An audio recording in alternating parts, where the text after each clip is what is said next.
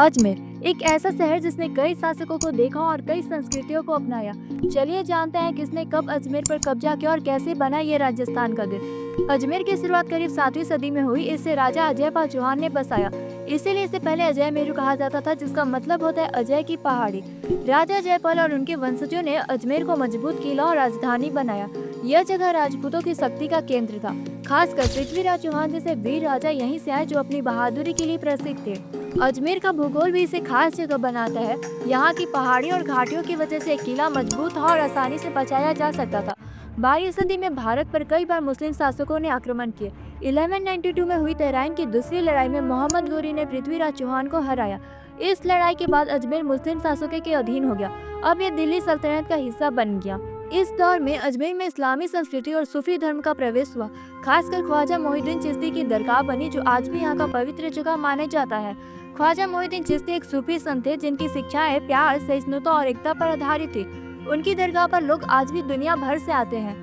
मुगल सम्राट अकबर ने 1559 में अजमेर को अपने राज में शामिल किया। अकबर का अजमेर से खास रिश्ता था। कहते हैं कि अकबर ने अपने बेटे के जन्म के लिए ख्वाजा मोहिउद्दीन चिश्ती की दरगाह पर मन्नत मांगी थी। इसके बाद वह हर साल दरगाह पर पैदल यात्रा करने आया करते थे। अकबर ने अजमेर की कई इमारतें बनवाई, जैसे महल और धर्मशाला, जो यात्रियों के लिए थी।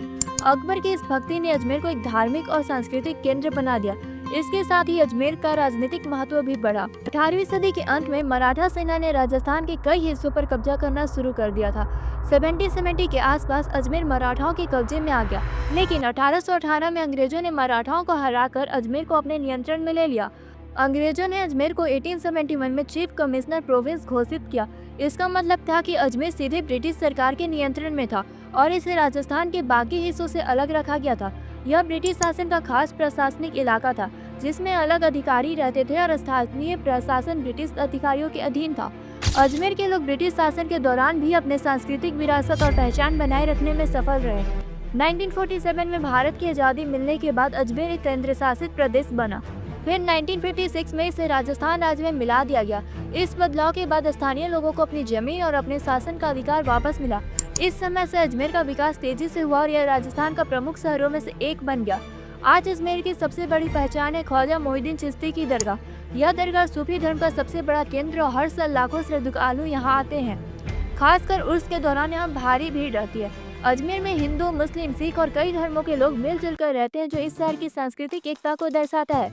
यहाँ का इतिहास हमें सिखाता है कि कैसे अलग अलग धर्म और संस्कृति एक साथ मिलकर एक खूबसूरत और मजबूत समाज बना सकते हैं। तो फ्रेंड्स, ये थी अजमेर की कहानी राजपूतों के युग से लेकर मुगलों, मराठों और अंग्रेजों तक।